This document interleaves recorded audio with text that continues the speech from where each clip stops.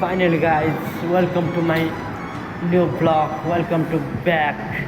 Guys, आज नेपालको happy new year अरे नेपालमा 2083 सालको सबैलाई शुभकामना है। तर म अब हामी परदेशीलाई चाहिँ नयाँ साल होइन, हाम्रो परदेशी लाइफको लागि चाहिँ अब के भन्नु गाइज होइन। ब्लग 2-4 दिन धेरै दिन भइसक्यो मैले ब्लग नबनाएको, किनकि अब परदेशी लाइफको ब्लग होइन कसले हेर्छ र कोही हेर्दैन होइन। तर पनि आज सबैलाई मेरो नेपाली दाजुभाइहरूलाई शुभकामना म व्यक्त गर्न चाहन्छु है 2083 र अब हेर्नु सब हाम्रो वर्कर लाइफमा के कसो दुःख पीडाहरू छ त्यो सेयर गर्न चाहन्छु म। 83 साल आइसक्यो अरे, तर आफ्नो चाहिँ के हाल छ गाइस जाउँ अब हेरौँ हाम्रो के कसो छ होइन। दाइहरू कता बस्नु भएको छ, सुत्नु भएको छ, कस्तो हुन्छ नयाँ सालमा पनि त्यही हाल। Let's see. ल हेर्नु बेहाल, ल हेर्नु नयाँ सालको बेहाल। ल बिस्तार लगाउनु, सुत्नु।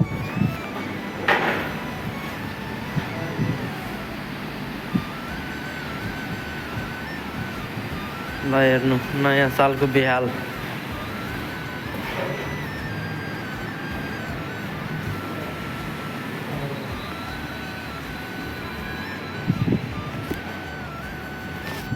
परदेशमा चाहिँ यस्तै छौँ हामी होइन। अब तपाईँहरू भन्नु के छ कस्तो छ। आज त सिरुवा मेला, आज कतिजनाको लेट्स इन्जोय होला, मेला होला होइन। अब हाम्रो चाहिँ यस्तै छ है परदेशी लाइफको पीडाहरू।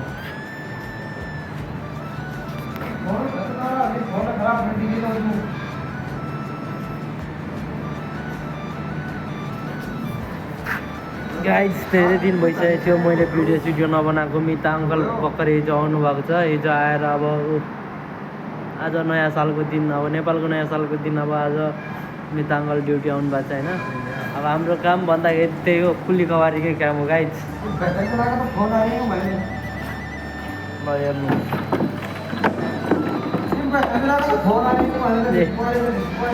यो अब सटिङ हामीले गर्नुपर्छ, मिता अङ्कलहरूले कङ्क्रिट गर्ने अरे। ल हिँड्नु उता हाम्रो कति काम के गरेको छ आज देखाउँछु तपाईँहरूलाई। खानासाना खानुभन्दा अगाडि गाइजी यस्तो यो छेउछेउको कङ्क्रिट गऱ्यो। अब तल हेर्नु गाइज कस्तो खाइ छ, मतलब तल पुरै लास्टै छेउछेउमा हेर्नु यसरी कङ्क्रिट गर्नुपर्छ, सटिङ गर्नुपर्छ। अब यताको साफ त गरिसकेको छ, अब भरे यसमा पनि गाइज सटिङ हामीलाई गर्नुपर्छ। हेर्नु गाइज यो जाली लगाइदिएको छ, किनकि अब प्लाइसलाई तल नझरोस् भनेर होइन। मान्छे झऱ्यो भने त सिधै तल पुग्ने हो।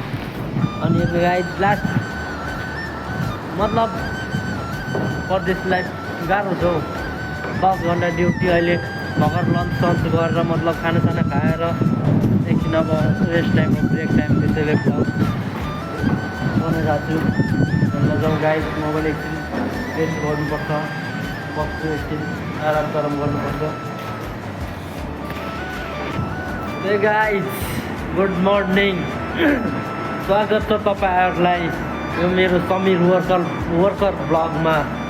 गाइज अब नेपालको हिजो नै थियो होइन, के भन्छ नयाँ न्यु इयर, मतलब नयाँ साल।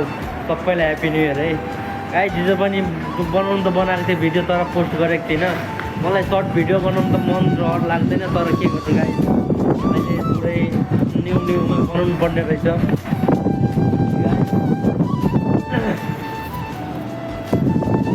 म सोच्दै के छु भनेपछि अब आजदेखि होइन जहिले मतलब अलवेज रेगुलर भ्लग बनाऊँ, कन्टेन्ट भ्लग पोस्ट गरौँ। तर गाइज खोइ के भन्नु होइन, बिहान आउने बित्तिकै मतलब आजभोलि त 5:30 बजे बस निक्लिन्छ क्याम्पबाट।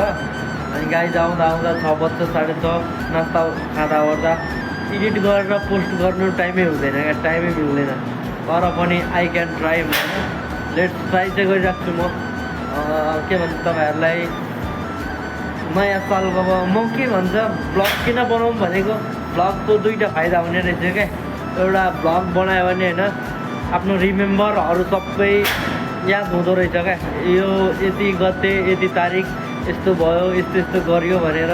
आज गाइज के भन्छ खाना खाएर आयौँ, अलिअलि मलाई रुगा पनि लागिरहेछ। अनि के भन्छ तपाईँको हिजो चाहिँ यार मेस हलमा गएको थिएँ खाना खानु, साथीको प्लेट छेउमा राखेको थिएँ टेबलमा, त्यो पनि चोडिदियो यार कुन चाहिँले। अब त्यत्रोजनाको भिडमा होइन कसरी थाहा हुनु कसले चोड्यो भनेर। अनि गाइज ल आजदेखि चाहिँ मैले स्टार्ट गरेको भ्लग, नयाँ सालदेखि नयाँ जर्नी स्टार्ट भयो मेरो। तपाईँहरूलाई पनि होइन अब सपोर्ट गरिदिनु। लेट्स गाइज अब म तपाईँहरूलाई एकछिनमा देखाउँछु केही ब्रेकपछि।